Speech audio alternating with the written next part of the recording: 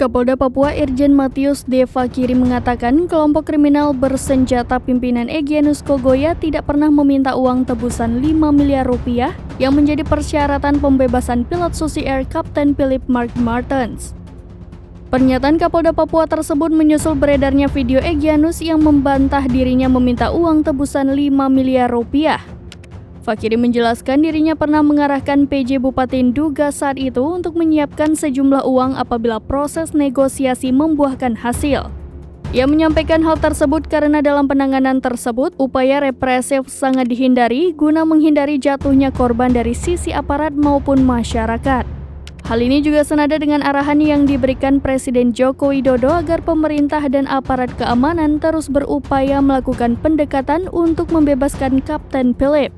Upaya pembebasan Philip bahkan mendapatkan perhatian khusus dari Presiden Joko Widodo.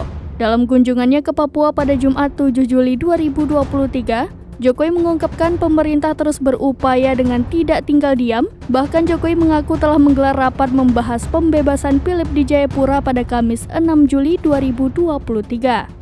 Beredar video pernyataan pimpinan Tentara Pembebasan Nasional Papua Barat Organisasi Papua Merdeka atau kelompok kriminal bersenjata wilayah Nduga, Egyanus Kogoya yang membantah meminta uang tebusan 5 miliar rupiah untuk membebaskan pilot Susi Air Philip Mark Martens yang saat ini masih disandra.